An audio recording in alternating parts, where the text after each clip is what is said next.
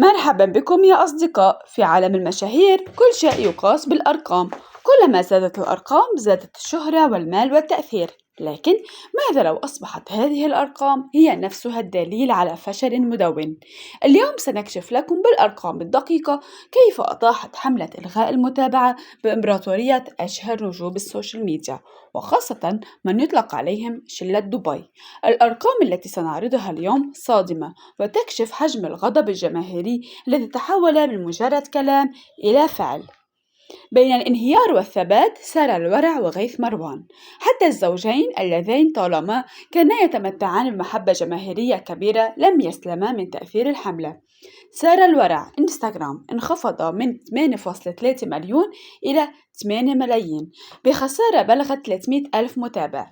تيك توك خسرت حوالي 100 ألف متابع. أما غيث مروان إنستغرام خسر حوالي 300 ألف متابع، حيث انخفض من 9.6 مليون إلى 9.3 مليون.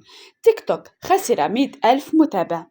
ننتقل إلى نارين بيوتي، الصدمة الأكبر.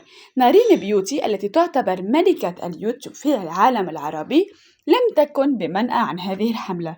إنستغرام كانت تملك 16.99 مليون متابع، لكن الرقم تراجع إلى 16.31 مليون. خسرت حوالي 680 ألف متابع في غمضة عين. تيك توك خسرت حوالي 300 ألف متابع، حيث انخفض العدد من 7.8 مليون إلى 7.5 مليون. يوتيوب رقمها على يوتيوب لم يتغير بشكل ملحوظ، لكن هذا لا يقلل من حجم الخسارة في باقي المنصات. أما أخوهم شيرو عمارة قصة مختلفة. شيرو عمارة أخو نارين وشيرين كانت قصته مختلفة قليلا، فقد خسر هو الآخر أعداد كبيرة من المتابعين، ولكن عاد واكتسب بعضها. كيف؟ إنستغرام خسر حوالي 200 ألف متابع، حيث انخفض من 2.5 مليون إلى 2.3 مليون.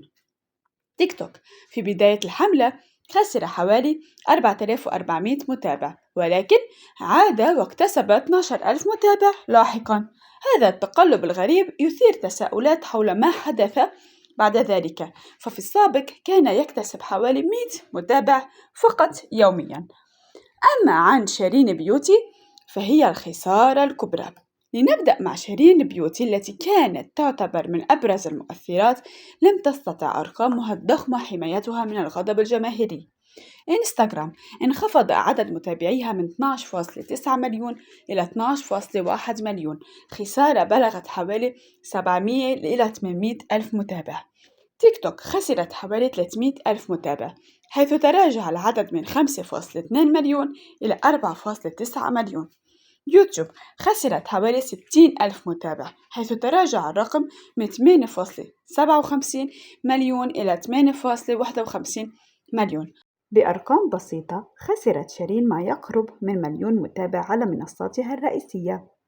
ما حدث ليس مجرد أرقام تتناقص، بل هو رسالة واضحة من الجمهور إلى كل مؤثر، رسالة تقول إن المحتوى الترفيهي وحده لم يعد كافياً، وإن الصمت عن القضايا المصيرية له ثمن. لقد أثبت الجمهور أن القوة الحقيقية ليست في أعداد المتابعين، بل في الوعي هؤلاء المتابعين وقدرتهم على التغيير.